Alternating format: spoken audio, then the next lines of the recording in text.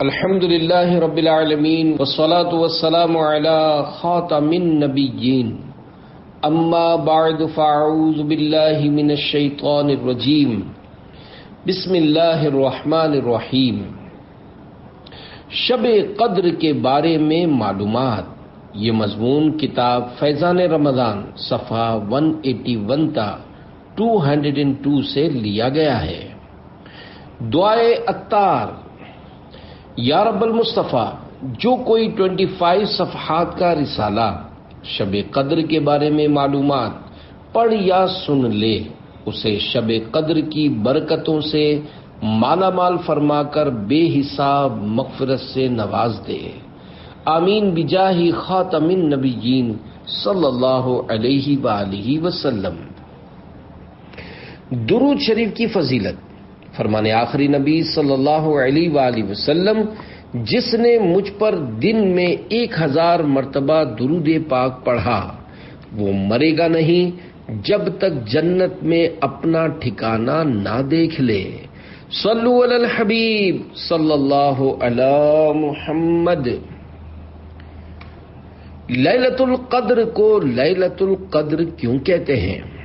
پیارے پیارے اسلامی بھائیوں، لیلۃ القدر انتہائی برکت والی رات ہے۔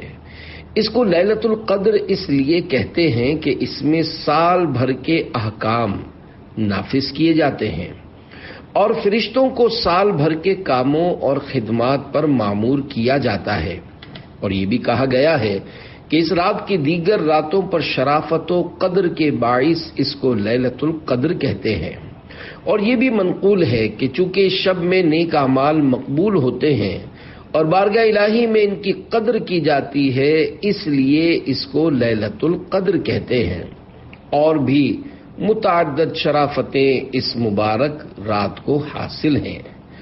بخاری شریف میں ہے، فرمان مصطفیٰ صلی اللہ علیہ وآلہ وسلم، جس نے لیلۃ القدر میں ایمان اور اخلاص کے ساتھ قیام کیا، یعنی نماز پڑھی، تو اس کے گزشتہ صغیرہ گناہ معاف کر دیے جائیں گے۔ 83 ایئرز 4 منتھ، 83 سال 4 ماہ کی عبادت سے زیادہ ثواب۔ اس مقدس رات کو ہرگز غفلت میں نہیں گزارنا چاہیے۔ اس رات عبادت کرنے والے کو 1000 ماہ یعنی 83 سال 4 یعنی 4 ماہ سے بھی زیادہ عبادت کا ثواب عطا کیا جاتا ہے۔ اور اس زیادہ کا علم اللہ پاک جانے یا اس کے بتائے سے اس کے پیارے حبیب صلی اللہ علیہ وآلہ وسلم جانے کہ کتنا ہے۔ اس رات میں حضرت جبریل علیہ السلام اور فرشتے نازل ہوتے ہیں اور پھر عبادت کرنے والوں کے ساتھ مصافحہ کرتے ہیں۔ اس مبارک شب کا ہر ایک لمحہ سلامتی ہی سلامتی ہے، اور یہ سلامتی صبح صادق تک برقرار رہتی ہے۔ یہ اللہ پاک کا خاص الخاص کرم ہے کہ یہ عظیم رات صرف اپنے پیارے حبیب صلی اللہ علیہ وآلہ وسلم کو اور آپ کے صدقے میں آپ کی امت کو عطا کی گئی ہے۔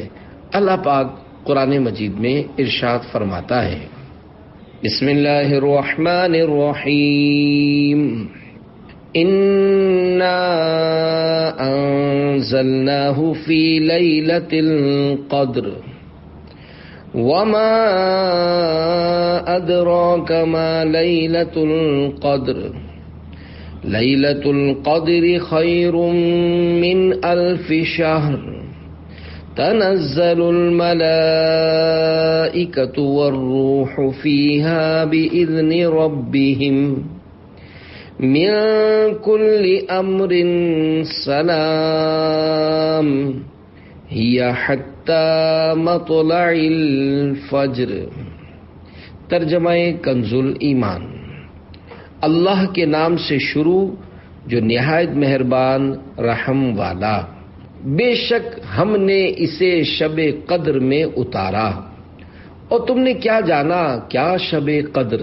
شب قدر 1000 مہینوں سے بہتر۔ اس میں فرشتے اور جبریل اترتے ہیں اپنے رب کے حکم سے۔ ہر کام کے لیے وہ سلامتی ہے صبح چمکنے تک۔ مفسرین کرام سورۃ القدر کے ضمن میں فرماتے ہیں اس رات میں اللہ پاک نے قرآن کریم لوح محفوظ سے آسمان دنیا پر نازل فرمایا اور پھر تقریباً 23 برس کی مدت میں اپنے پیارے حبیب صلی اللہ علیہ وآلہ وسلم پر اسے بتدریج نازل کیا۔ رسول کریم صلی اللہ علیہ وآلہ وسلم نے ارشاد فرمایا، بے شک اللہ پاک نے میری امت کو شب قدر عطا کی اور یہ رات تم سے پہلے کسی امت کو عطا نہیں فرمائی۔ 1000 مہینوں سے بہتر ایک رات۔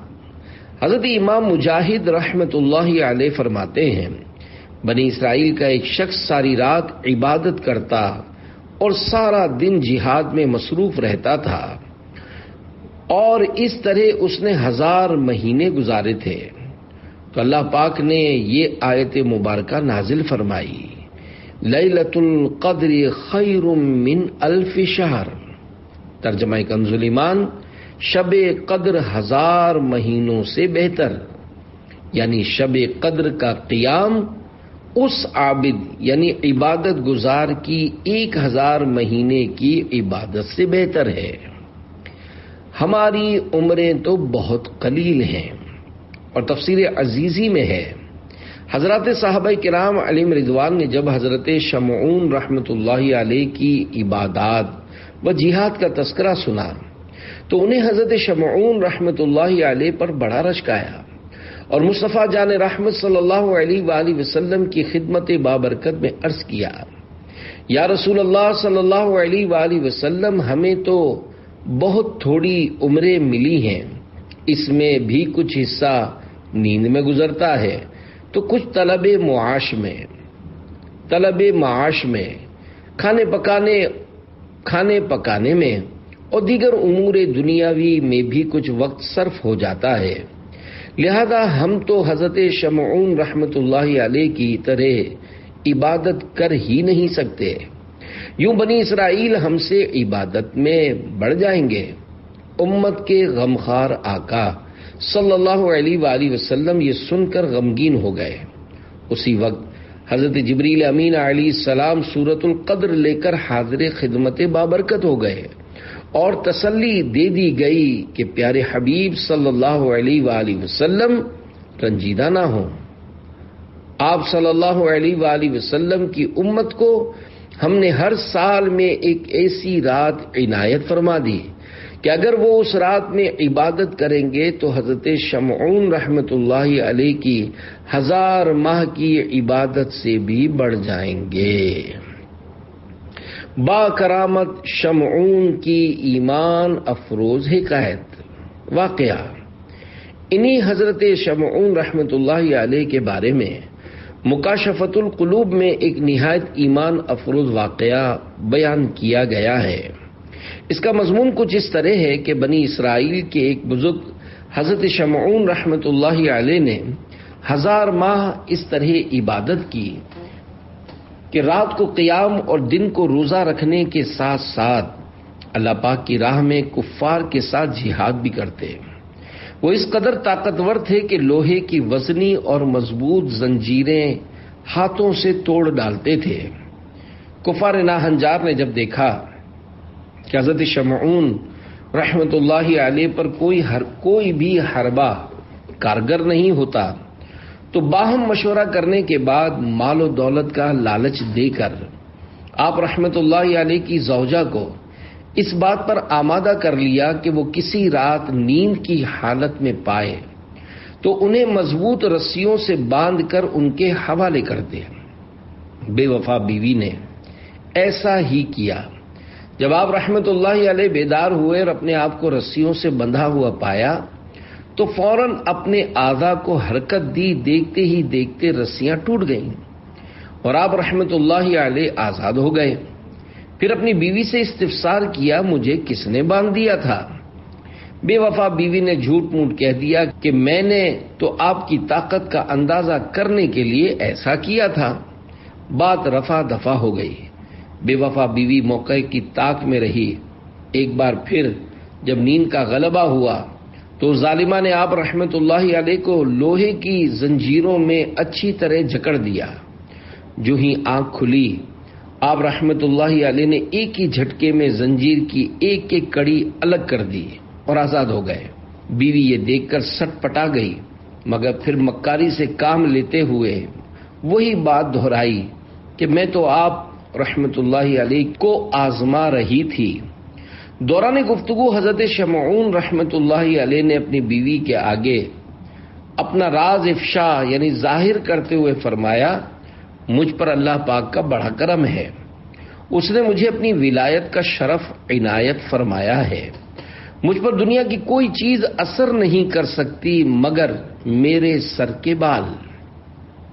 چالاک عورت ساری بات سمجھ گئی۔ اسے دنیا کی محبت نے اندھا کر دیا تھا۔ آخر ایک بار موقع پا کر اس نے آپ رحمت اللہ علیہ ہی کے ان 8 گیسوؤں یعنی زلفوں سے باندھ دیا جن کی درازی زمین تک تھی۔ یہ اگلی امت کے بزرگ تھے۔ ہمارے آقا صلی اللہ علیہ وآلہ وسلم کی سنت گیسو آدھے کان، پورے کان اور مبارک کندھوں تک ہے۔ کندھوں سے نیچے تک مرد کو بال بڑھانا حرام ہے۔ آپ رحمت اللہ علیہ نے آنکھ کھلنے پر زور لگایا مگر آزاد نہ ہو سکے۔ دنیا کی دولت کے نشے میں بدمست بے وفا عورت نے اپنے نیک و پارسا شوہر کو دشمنوں کے حوالے کر دیا۔ کفار بد اتوار نے حضرت شمعون رحمت اللہ علیہ کو ایک ستون سے باندھ دیا اور انتہائی بے دردی کے ساتھ ان کے ہونٹ اور کان کاٹ ڈالے۔ تب اس نیک بندے نے اللہ پاک کی بارگاہ میں دعا کی کہ اسے ان بندھنوں کو توڑنے کی قوت بخشے اور ان کافروں پر یہ ستون مع چھت گرا دے اور اسے ان سے نجات دے دے۔ چنانچہ اللہ پاک نے ان کو قوت بخشی، وہ ہلے تو ان کے تمام بندھن ٹوٹ گئے۔ تب انہوں نے ستون کو ہلایا جس کی وجہ سے چھت کافروں پر آ گری اور وہ سب ہلاک ہو گئے اور اس نیک بندے کو اللہ پاک نے نجات بخشی۔ ہمیں قدر کہاں۔ پیارے پیارے اسلامی بھائیوں، دیکھا اپنے اللہ پاک اپنے محبوب صلی اللہ علیہ وآلہ وسلم کی امت پر کس قدر مہربان ہے اور اس نے ہم پر کیسا عظیم الشان احسان فرمایا کہ اگر شب قدر میں عبادت کر لیں تو 1000 ماہ سے بھی زیادہ کی عبادت کا ثواب پا لیں، مگر ہمیں شب قدر کی قدر کہاں۔ ایک صحابہ کرام علیہم رضوان بھی تو تھے کہ جن کی حسرت سے ہم سب کو اتنا بڑا انعام بغیر کسی خواہش کے مل گیا۔ بے شک انہوں نے اس کی قدر بھی کی، مگر افسوس ہم ناقدرے ہی رہے۔ ہر سال ملنے والے اس عظیم الشان انعام کو ہم غفلت کی نظر کر دیتے ہیں۔ نیک اعمال کے رسالے کی برکت۔ پیارے پیارے اسلامی بھائیوں، شب قدر کی دل میں عظمت بڑھانے کے لیے عاشقان رسول کی دینی تحریک دعوت اسلامی کے دینی ماحول سے ہر دم وابستہ رہی ہے۔ مسلمانوں کو نیک نمازی بنانے کے تعلق سے اسلامی بھائیوں کے لیے 72، اسلامی بہنوں کے لیے 63 اور طلبہ علم دین کے لیے 92، دینی طالبات کے لیے 83، مدنی منوں اور منیوں کے لیے 40، خصوصی یعنی گونگے بہرے اور نابینا اسلامی بھائیوں کے لیے 25 اور قیدیوں کے لیے 52 نیک اعمال بصورت سوالات مرتب کیے گئے ہیں۔ جائزہ یعنی اپنے اعمال کا محاسبہ کرتے ہوئے روزانہ نیک اعمال کا رسالہ پر کر کے دعوت اسلامی کے مقامی ذمہ دار کو ہر مہینے کی پہلی تاریخ کو جمع کروانا ہوتا ہے۔ نیک اعمال کے رسالے نے نہ جانے کتنے ہی اسلامی بھائیوں اور اسلامی بہنوں کی زندگیوں میں مدنی انقلاب برپا کر دیا ہے۔ اس کی ایک جھلک ملاحظہ ہو۔ نیو کراچی کے ایک اسلامی بھائی کا کچھ اس طرح بیان ہے۔ علاقے کی مسجد کے امام صاحب جو کہ دعوت اسلامی سے وابستہ ہیں، انہوں نے انفرادی کوشش کرتے ہوئے میرے بڑے بھائی جان کو نیک اعمال کا ایک رسالہ تحفے میں دیا۔ وہ گھر لے آئے اور پڑھا تو حیران رہ گئے کہ اس مختصر سے رسالے میں ایک مسلمان کو اسلامی زندگی گزارنے کا اتنا زبردست فارمولہ دے دیا گیا ہے۔ نیک اعمال کا رسالہ ملنے کی برکت سے الحمدللہ ان کو نماز کا جذبہ ملا اور نماز باجماعت کی ادائیگی کے لیے مسجد میں حاضر ہو گئے اور اب 5 وقت کے نمازی بن چکے ہیں، داڑھی مبارک بھی سجا لی اور نیک اعمال کا رسالہ بھی پر کرتے ہیں۔ مدنی انعامات کے عامل پہ ہر دم ہر گھڑی، یا الہی خوب برسا رحمتوں کی تو جھڑی۔ عاملین نیک اعمال کے لیے بشارت عظمی۔ پیارے پیارے اسلامی بھائیوں، نیک اعمال کا رسالہ پر کرنے والے کس قدر خوش قسمت ہوتے ہیں اس کا اندازہ اس مدنی بہار سے لگائیے۔ چنانچہ حیدرآباد سندھ پاکستان کے ایک اسلامی بھائی کا کچھ اس طرح حلفیہ بیان ہے کہ ماہ رجب المرجب 1426 ہجری کی ایک شب مجھے خواب میں مصطفیٰ جان رحمت صلی اللہ علیہ وآلہ وسلم کی زیارت کی عظیم سعادت ملی۔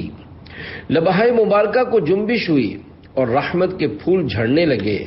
الفاظ کچھ یوں ترتیب پائے: جو اس ماہ روزانہ پابندی سے مدنی انعامات سے متعلق فکر مدینہ کرے گا، اللہ پاک اس کی مغفرت فرما دے گا۔ مدنی انعامات کی بھی مرحبا کیا بات ہے، قرب حق کے طالبوں کے واسطے سوغات ہے۔ صلو علی الحبیب صلی اللہ علی محمد۔ پیارے پیارے اسلامی بھائیوں، یہ رات ہر طرح سے خیریت و سلامتی کی ضامن ہے۔ یہ رات اول تا آخر رحمت ہی رحمت ہے۔ مفسرین کرام رحمہم اللہ فرماتے ہیں یہ رات سانپ، بچھو، آفات و بلیجات اور شیاطین سے بھی محفوظ ہے۔ اس رات میں سلامتی ہی سلامتی ہے۔ تمام بھلائیوں سے محروم کون؟ حضرت انس بن مالک رضی اللہ عنہ فرماتے ہیں ایک بار جب ماہ رمضان شریف تشریف لایا تو پیارے آقا صلی اللہ علیہ وآلہ وسلم نے فرمایا، تمہارے پاس یہ مہینہ آیا جس میں ایک رات ایسی بھی ہے جو 1000 مہینوں سے بہتر ہے۔ جو شخص اس رات محروم رہ گیا گویا تمام کی تمام بھلائی سے محروم رہ گیا، اور اس کی بھلائی سے محروم نہیں رہتا مگر وہ شخص جو حقیقتاً محروم ہے۔ سبز جھنڈا ایک فرمان مصطفیٰ صلی اللہ علیہ وآلہ وسلم کا حصہ ہے۔ جب شب قدر آتی ہے تو حکم الہی سے حضرت جبریل علیہ السلام ایک سبز جھنڈا لیے فرشتوں کی بہت بڑی فوج کے ساتھ زمین پر نزول فرماتے ہیں، اور ایک روایت کے مطابق ان فرشتوں کی تعداد زمین کی کنکریوں سے بھی زیادہ ہوتی ہے، اور وہ سبز جھنڈا کعبہ معظمہ پر لہرا دیتے ہیں۔ حضرت جبریل علیہ السلام کے 100 بازو ہیں، جن میں سے 2 بازو صرف اسی رات کھولتے ہیں۔ وہ بازو مشرق و مغرب میں پھیل جاتے ہیں۔ پھر حضرت جبریل علیہ السلام فرشتوں کو حکم دیتے ہیں کہ جو کوئی مسلمان آج رات قیام، نماز یا ذکر اللہ میں مشغول ہے اس سے سلام و مصافحہ کرو، نیز ان کی دعاؤں پر آمین بھی کہو۔ چنانچہ صبح تک یہی سلسلہ رہتا ہے۔ صبح ہونے پر حضرت جبریل علیہ السلام فرشتوں کو واپسی کا حکم دیتے ہیں۔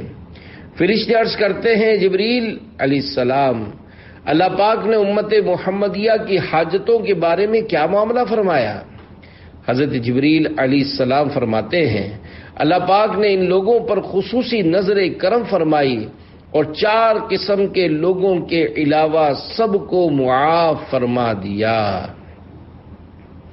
صحابہ کرام علیہم رضوان نے عرض کی، یا رسول اللہ صلی اللہ علیہ وآلہ وسلم، وہ 4 قسم کے لوگ کون ہیں؟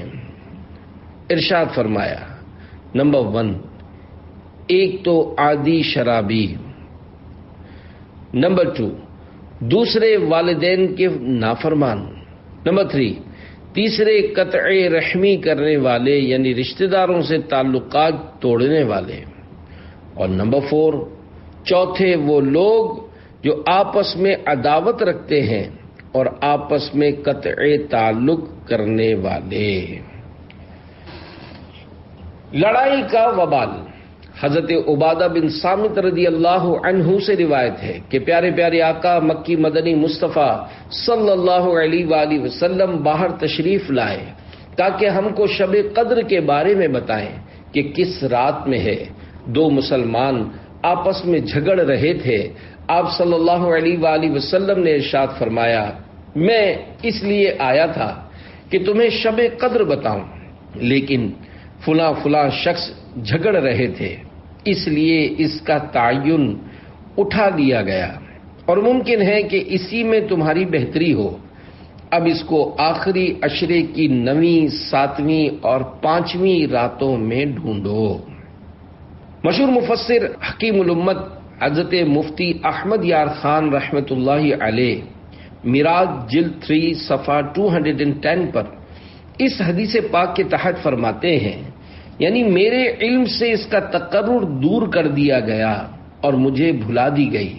یہ مطلب نہیں کہ خود شب قدر ہی ختم کر دی، اب وہ ہوا ہی نہ کرے گی۔ معلوم ہوا کہ دنیاوی جھگڑے منحوس ہیں، ان کا وبال بہت ہی زیادہ ہے، ان کی وجہ سے اللہ کی آتی ہوئی رحمتیں رک جاتی ہیں۔ ہم تو شریف کے ساتھ شریف، اور پیارے پیارے اسلامی بھائیوں، مسلمانوں کا آپس میں لڑائی جھگڑا کرنا رحمت سے دوری کا سبب بن جاتا ہے، مگر اب کون کس کو سمجھائے۔ آج تو بڑے فخر سے کہا جا رہا ہے کہ میاں اس دنیا میں شریف رہ کر تو گزارا ہی نہیں، ہم تو شریفوں کے ساتھ شریف اور بدمعاش کے ساتھ بدمعاش ہیں۔ صرف اس قول ہی پر اکتفا نہیں، اب تو معمولی سی بات پر پہلے زبان درازی، پھر دست اندازی، اس کے بعد چاقو بازی، بلکہ گولیاں تک چل جاتی ہیں۔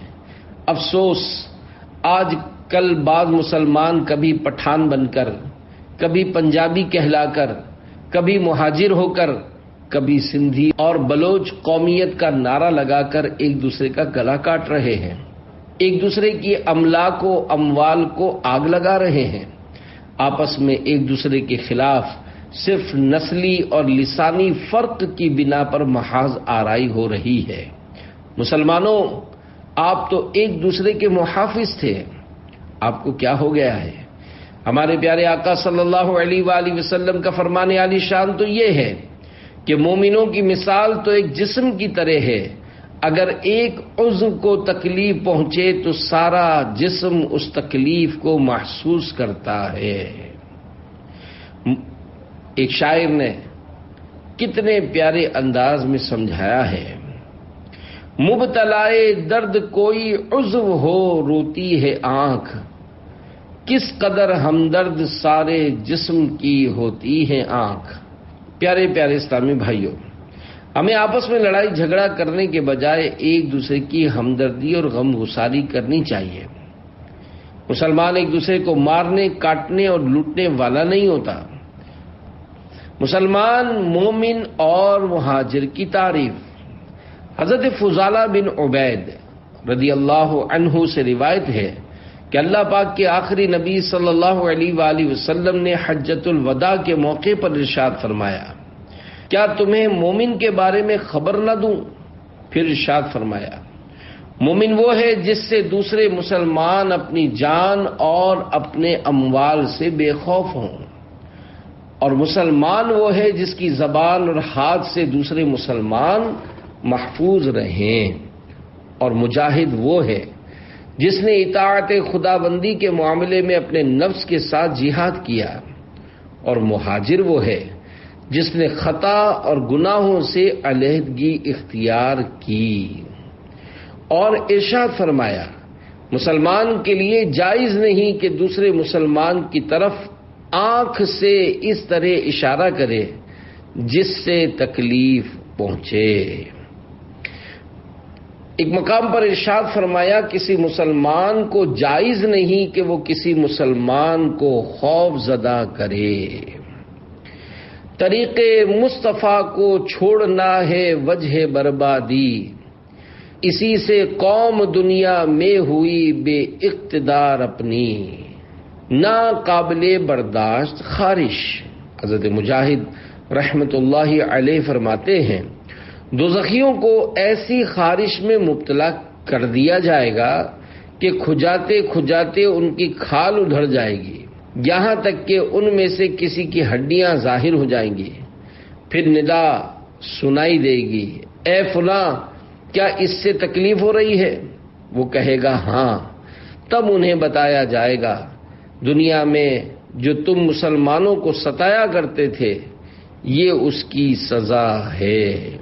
تکلیف دور کرنے کا ثواب رسول کریم صلی اللہ علیہ وآلہ وسلم کا فرمان ہے، میں نے ایک شخص کو جنت میں گھومتے ہوئے دیکھا کہ جدھر چاہتا ہے نکل جاتا ہے، کیونکہ اس نے اس دنیا میں ایک ایسے درخت کو راستے سے کاٹ دیا تھا جو کہ لوگوں کو تکلیف دیتا تھا، ایسے درخت کو راستے سے کاٹ دیا تھا جو کہ لوگوں کو تکلیف دیتا تھا۔ لڑنا ہے تو نفس کے ساتھ لڑو۔ پیارے پیارے اسلامی بھائیوں، ان احادیث مبارکہ سے درس حاصل کیجیے اور آپس میں لڑائی جھگڑا اور لوٹ مار سے پرہیز کیجیے۔ اگر لڑنا ہی ہے تو مردود شیطان سے لڑیے، بلکہ ضرور لڑیے، نفس امارہ سے لڑائی کیجیے، مگر آپس میں بھائی بھائی بن کر رہیے۔ فرد قائم ربط ملت سے ہے تنہا کچھ نہیں، موج ہے دریا میں اور بیرون دریا کچھ نہیں۔ پیارے آقا مسکرا رہے تھے۔ الحمدللہ دعوت اسلامی کے دینی ماحول میں کسی قسم کا لسانی اور قومی اختلاف نہیں، ہر زبان بولنے والا اور ہر برادری سے تعلق رکھنے والا تاجدار حرم صلی اللہ علیہ وآلہ وسلم کے دامن کرم ہی میں پناہ گزین ہے۔ آپ بھی ہر دم دعوت اسلامی کے دینی ماحول سے وابستہ رہیے اور عشق رسول صلی اللہ علیہ وآلہ وسلم میں ڈوبی ہوئی زندگی گزارنے کے لیے اپنے آپ کو نیک اعمال کے سانچے میں ڈھال لیجیے۔ ترغیب و تحریض کے لیے خوشگوار اور خوشبودار مدنی بہار آپ کے گوش گزار کی جاتی ہے۔ عاشقان رسول کی دینی تحریک دعوت اسلامی کے عالمی مدنی مرکز فیضان مدینہ کراچی میں مدنی قافلہ کورس کرنے کے لیے تشریف لائے ہوئے راولپنڈی کے ایک مبلغ نے جو کچھ حلفیہ لکھ کر دیا اس کا خلاصہ ہے کہ میں عالمی مدنی مرکز فیضان مدینہ میں سو رہا تھا، سر کی آنکھیں تو کیا بند ہوئیں، الحمدللہ دل کی آنکھیں کھل گئیں۔ عالم خواب میں دیکھا کہ سرکار رسالت مآب صلی اللہ علیہ وآلہ وسلم ایک بلند چبوترے پر جلوہ افروز ہیں، قریب ہی نیک اعمال کے کارڈز کی بوریاں رکھی ہیں۔ نبی پاک صلی اللہ علیہ وآلہ وسلم نیک اعمال کے ایک ایک کارڈ کو مسکراتے ہوئے بغور ملاحظہ فرما رہے ہیں۔ پھر میری آنکھ کھل گئی۔ مدنی انعامات سے عطار ہم کو پیار ہے، انشاءاللہ دو جہاں میں اپنا بیڑا پار ہے۔ صلو علی الحبیب صلی اللہ علی محمد۔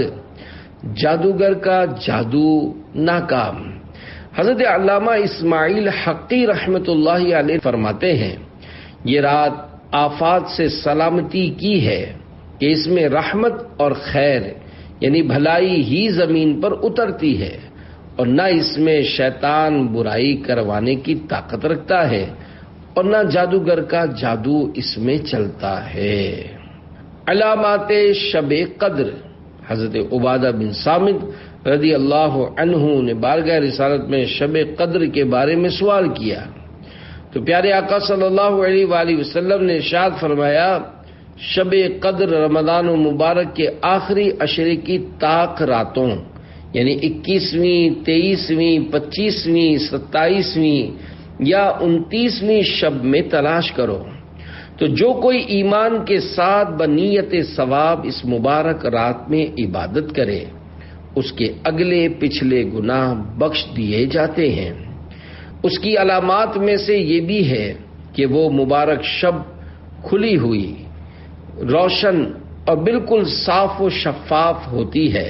اس میں نہ زیادہ گرمی ہوتی ہے نہ زیادہ سردی، بلکہ یہ رات معتدل رہتی ہے، گویا کہ اس میں چاند کھلا ہوا ہوتا ہے۔ اس پوری رات میں شیاطین کو آسمان کے ستارے نہیں مارے جاتے۔ مزید نشانیوں میں سے یہ بھی ہے کہ اس رات کے گزرنے کے بعد جو صبح آتی ہے اس میں سورج بغیر شعاع کے طلوع ہوتا ہے، اور وہ ایسا ہوتا ہے گویا کہ 14ویں کا چاند۔ اللہ پاک اس دن طلوع آفتاب کے ساتھ شیطان کو نکلنے سے روک دیا ہے۔ اس ایک دن کے علاوہ ہر روز سورج کے ساتھ ساتھ شیطان بھی نکلتا ہے۔ شب قدر کی پوشیدگی کی حکمت۔ پیارے اسلامی بھائیوں، حدیث پاک میں فرمایا گیا کہ رمضان مبارک کے آخری عشرے کی طاق راتوں میں یا آخری رات میں سے، چاہے وہ 30ویں شب ہو، کوئی ایک رات شب قدر ہے۔ اس رات کو مخفی یعنی پوشیدہ رکھنے میں ایک حکمت یہ بھی ہے کہ مسلمان اس رات کی جستجو یعنی تلاش میں ہر رات اللہ پاک کی عبادت میں گزارنے کی کوشش کریں کہ نہ جانے کون سی رات شب قدر ہو۔ سمندر کا پانی میٹھا لگا۔ حکایت: حضرت عثمان بن ابی العاص رضی اللہ عنہ کے غلام نے ان سے عرض کی، اے آقا رضی اللہ عنہ، مجھے کشتی بانی کرتے ہوئے ایک عرصہ گزرا۔ میں نے سمندر کے پانی میں ایک ایسی عجیب بات محسوس کی۔ پوچھا، وہ عجیب بات کیا ہے؟ عرض کی، اے میرے آقا رضی اللہ عنہ، ہر سال کی ایک ایسی رات بھی آتی ہے کہ جس میں سمندر کا پانی میٹھا ہو جاتا ہے۔ آپ رضی اللہ عنہ نے غلام سے فرمایا، اس بار خیال رکھنا، جیسے ہی رات میں پانی میٹھا ہو جائے مجھے مطلع کرنا۔ جب رمضان کی 27ویں رات آئی تو غلام نے آقا سے عرض کی کہ آقا، آج سمندر کا پانی میٹھا ہو چکا ہے۔ اللہ رب العزت کی ان پر رحمت ہو اور ان کے صدقے ہماری بے حساب مغفرت ہو، آمین بجاہ خاتم النبیین صلی اللہ علیہ وآلہ وسلم۔ صلو علی الحبیب صلی اللہ علی محمد۔ ہمیں علامات کیوں نظر نہیں آتی؟ پیارے اسلامی بھائیوں، شب قدر کی متعدد علامات کا ذکر گزرا۔ ہمارے ذہن میں یہ سوال ابھر سکتا ہے کہ ہماری عمر کے کافی سال گزرے، ہر سال شب قدر آتی اور تشریف لے جاتی ہے، مگر ہمیں تو اب تک اس کی علامات نظر نہیں آئیں۔ اس کے جواب میں علماء کرام رحمہم اللہ فرماتے ہیں، ان باتوں کا تعلق کشف و کرامت سے ہے۔ انہیں عام آدمی نہیں دیکھ سکتا، صرف وہی دیکھ سکتا ہے جس کو بصیرت یعنی قلبی نظر کی نعمت حاصل ہو۔ ہر وقت معصیت کی نجاست میں لت پت رہنے والا گناہگار انسان ان نظاروں کو کیسے دیکھ سکتا ہے؟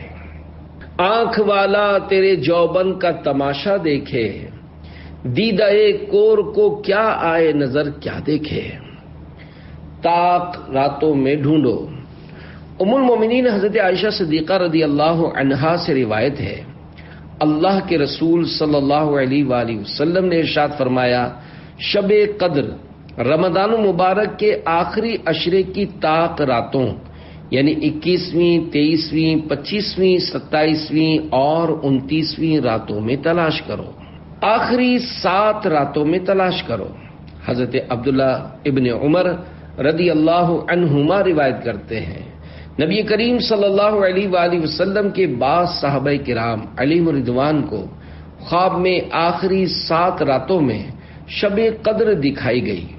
پیارے آقا صلی اللہ علیہ وآلہ وسلم نے ارشاد فرمایا، میں دیکھتا ہوں کہ تمہارے خواب آخری 7 راتوں میں متفق ہو گئے ہیں، اس لیے اس کا تلاش کرنے والا اسے آخری 7 راتوں میں تلاش کرے۔ لیلۃ القدر پوشیدہ کیوں؟ پیارے پیارے اسلامی بھائیوں، اللہ پاک کی سنت کریمہ ہے کہ اس نے بعض اہم ترین معاملات کو اپنی مشیت سے بندوں میں پوشیدہ رکھا ہے، جیسا کہ منقول ہے اللہ نے اپنی رضا کو نیکیوں میں، اپنی ناراضی کو گناہوں میں، اور اپنے اولیاء رحمت اللہ علیہم کو اپنے بندوں میں پوشیدہ رکھا ہے۔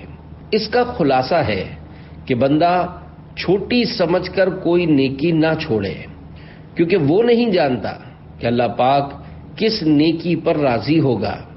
ہو سکتا ہے بظاہر چھوٹی نظر آنے والی نیکی ہی سے اللہ پاک راضی ہو جائے۔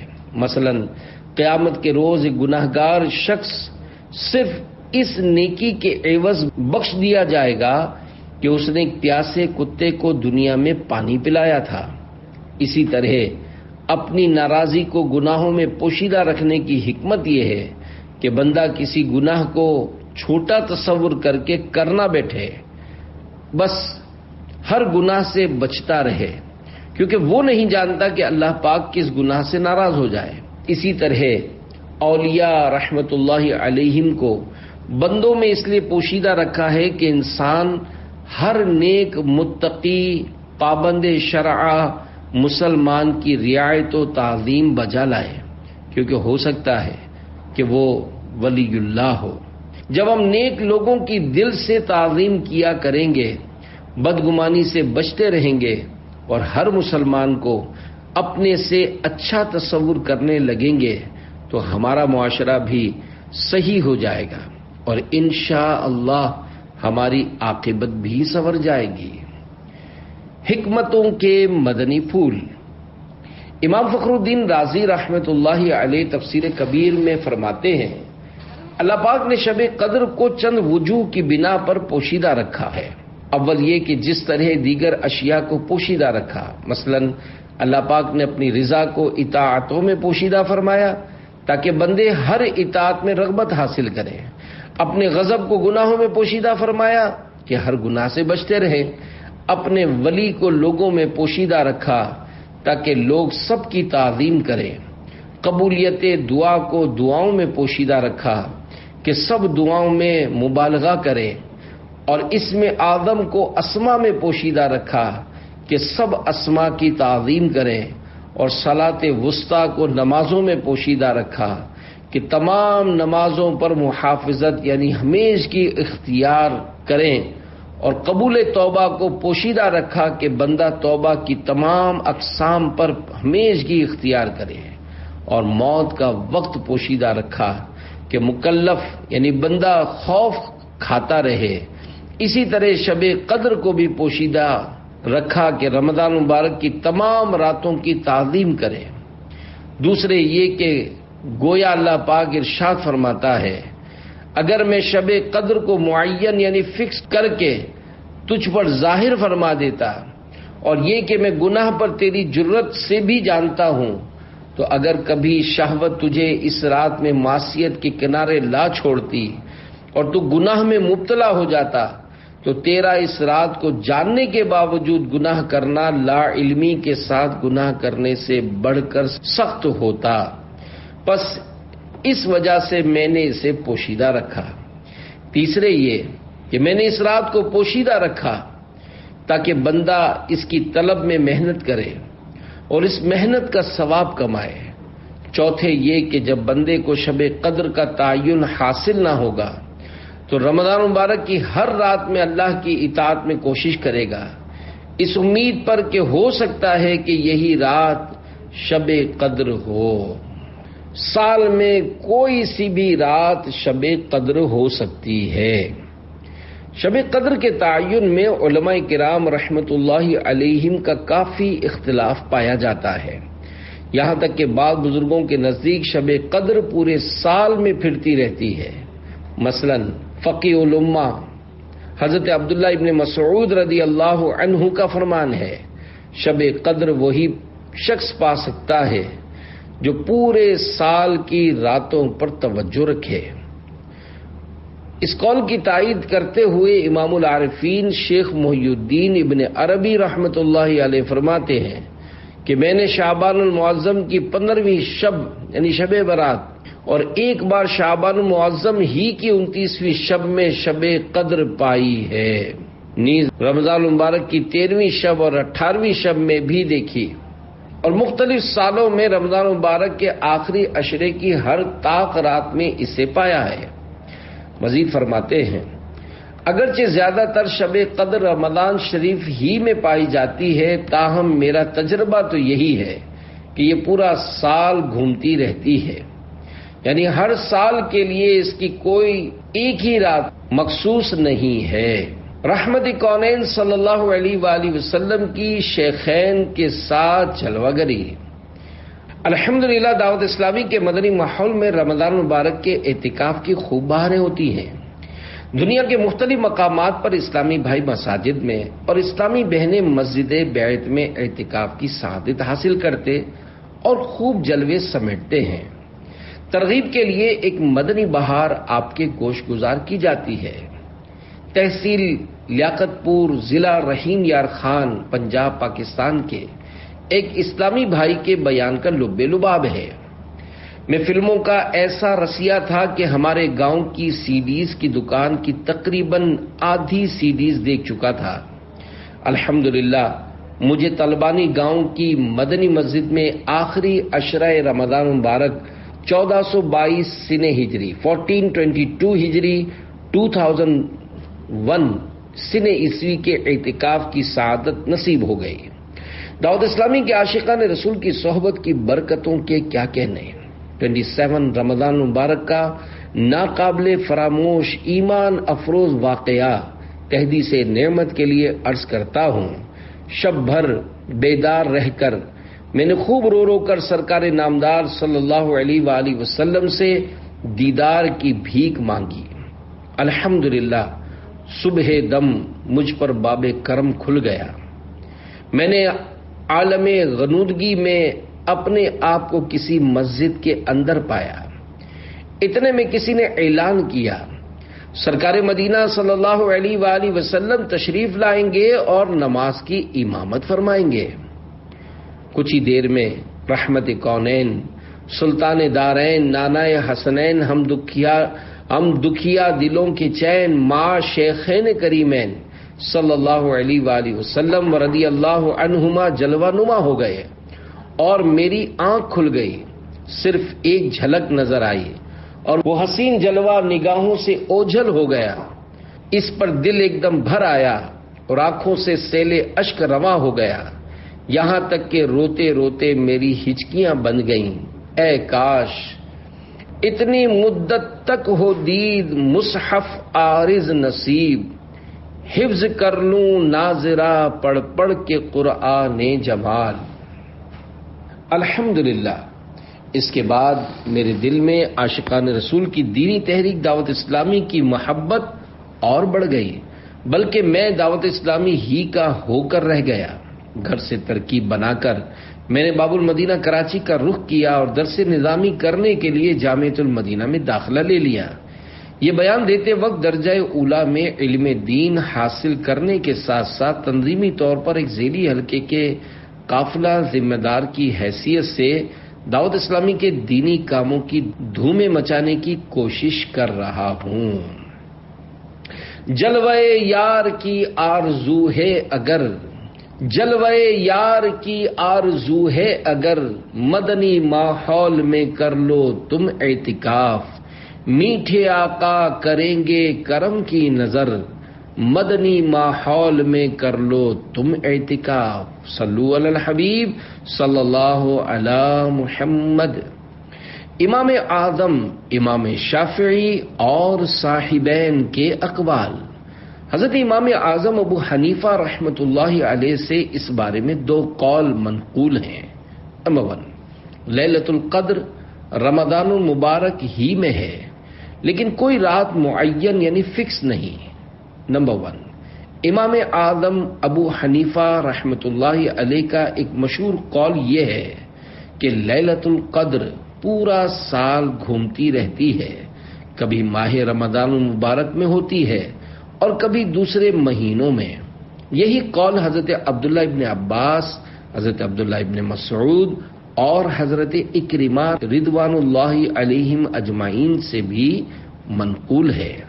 امام شافعی رحمت اللہ علیہ کے نزدیک شب قدر رمضان مبارک کے آخری عشرے میں ہے اور اس کی رات معین یعنی فکس ہے، اس میں قیامت تک تبدیلی نہیں ہوگی۔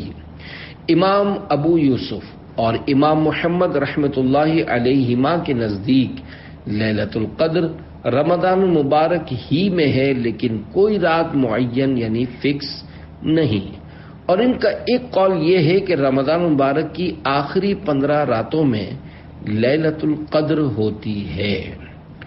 شب قدر بدلتی رہتی ہے۔ امام مالک رحمت اللہ علیہ کے نزدیک شب قدر رمضان مبارک کے آخری عشرے کی طاق راتوں میں ہوتی ہے، مگر کوئی ایک رات مخصوص نہیں، ہر سال ان طاق راتوں میں گھومتی رہتی ہے، یعنی کبھی 21ویں شب لیلۃ القدر ہو جاتی ہے تو کبھی 23ویں، کبھی 25ویں تو کبھی 27ویں، اور کبھی کبھی 29ویں شب بھی شب قدر ہو جایا کرتی ہے۔ شیخ ابو الحسن شاذلی رحمت اللہ علیہ اور شب قدر سلسلہ قادریہ شاذلیہ کے عظیم پیشوا حضرت شیخ ابو الحسن شاذلی رحمت اللہ علیہ متوفہ 656 ہجری فرماتے ہیں، جب کبھی اتوار یا بدھ کو پہلا روزہ ہوا تو 29ویں شب، اگر پیر کا پہلا روزہ ہوا تو 21ویں شب، اگر پہلا روزہ منگل یا جمعہ کو ہوا تو 27ویں شب، اگر پہلا روزہ جمعرات کو ہوا تو 25ویں شب، اور اگر پہلا روزہ ہفتے کو ہوا تو میں نے 23ویں شب میں شب قدر کو پایا۔